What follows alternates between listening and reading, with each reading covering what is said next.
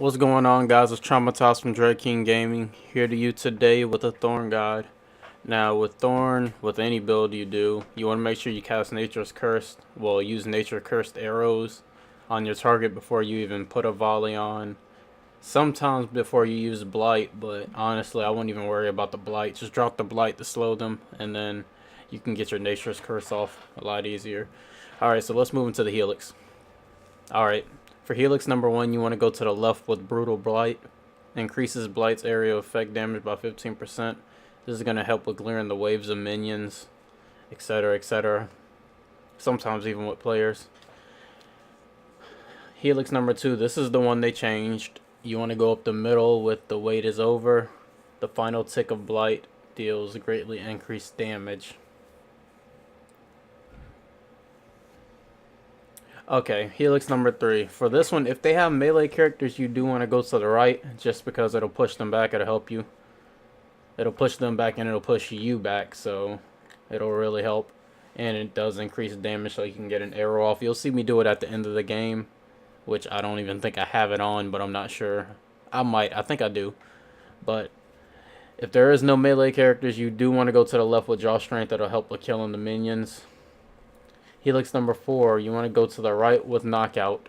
Volley shoots 2 additional arrows in a wider arc. You can go to the left with the Judgment if you are bad about hitting with arrows before you ult. And you can just use that to, get off the curse and then ult if you want. But I'd suggest going to the right with Knockout. Helix number 5, you want to go to the left with Hextension. Increases curse bonus damage and duration on afflicted enemies. It increases the damage by 10%, and it increases the duration by 4. Moving on to Helix number 6, you want to go to the left with Swampfoot. Enemies damaged by Blight are slowed for a short term. This is really going to help destroying minions and helping you get your cursed arrows off on targets. And actually, it really slows them down. Helix number 7, this is going to be... This is what makes you the most annoying character on the field. You want to go to the right with a Vaulting Hunter. You're going to jump super high. It's going to be crazy. People aren't going to be able to attack you. You're going to have more time to get your arrows off. This is a must. Moving on to Helix number 8, you want to go to the left with Increasing Blight's effective duration. You can go to the right if you have a problem with, if you keep getting swept up by melee or you keep getting slowed or whatever. You can drop the Blight, get the increased movement speed, slow them down, and just get up out of there.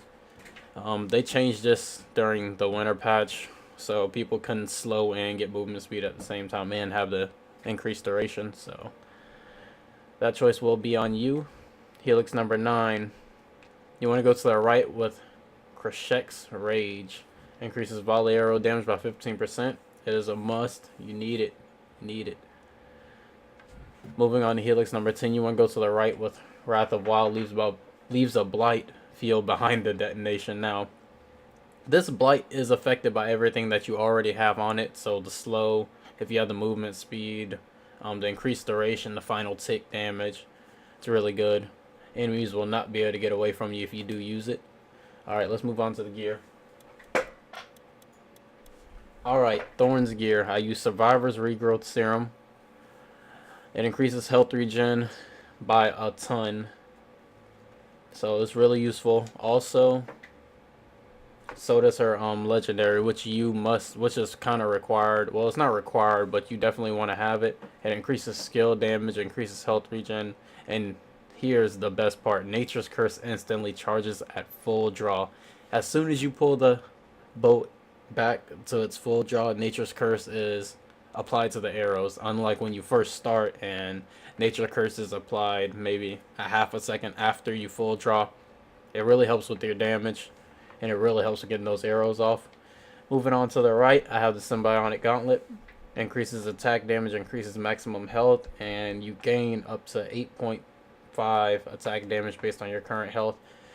With all my regen and, my survivability, my jumping ability, usually, Thorn's not going to die or lose much health. It's kind of hard to hit her, so Symbiotic Gauntlet I found is the best way to go.